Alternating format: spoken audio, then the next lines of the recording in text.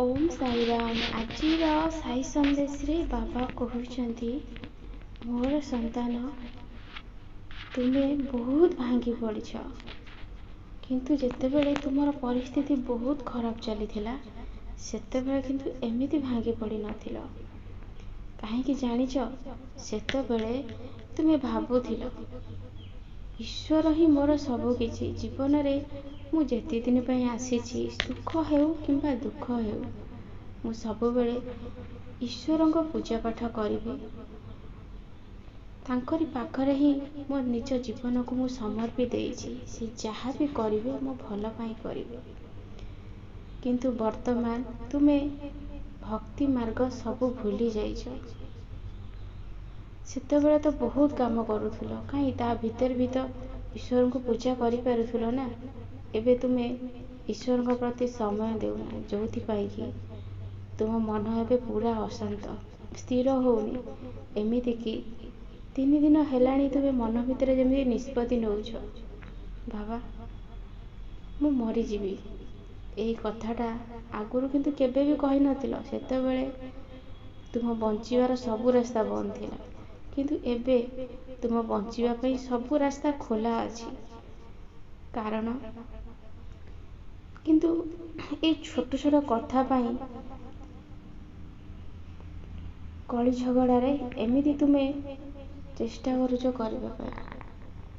सेथि लागी मु तुमको कहूची जेमिति तुमे आगरु भक्ति मार्ग रे डूबिकी रहुथिल, जेते काम कर मन भितरे ईश्वर नाम को स्मरण करुथिल सेमिति स्मरण कर।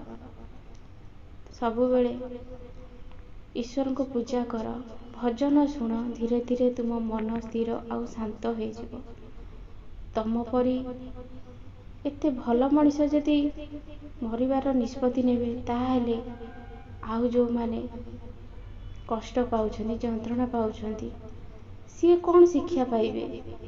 समस्ते कहिबे ये तो भगवान को एते मानुथिला, एते पूजा पाठ करुथिला, आजी ईश्वर ताको मारी देले।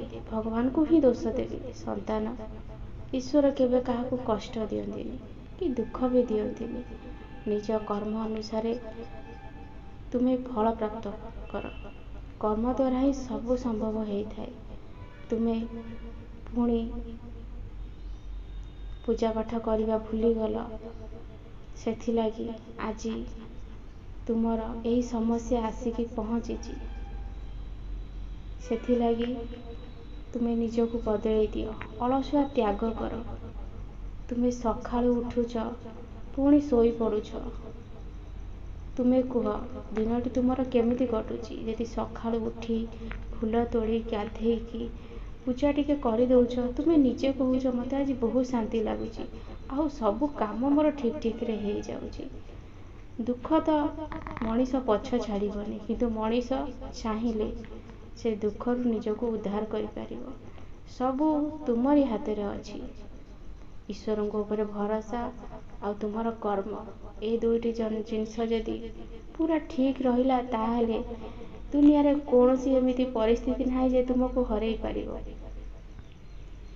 सेथिलागी आगुरु जेमिति थिलो एबे सेमिति हबाकू चेष्टा कर। जेमिति आगुरु जी जेते कथा को तुमे हसी दउथिलो, किंतु एबे गोटे कथा हेले भी मुंडे रे पुरउछ। एबे तो तुम मुंड फाटी गला परी लागुची। तुमको किछि भी भल लागुनी, तुमे पागल करी होउछ। मु सबु देखि पारुची संतान। तुमे नाम जप कर, सबु ठीक हे जिवो। बहुत खुशी रे बची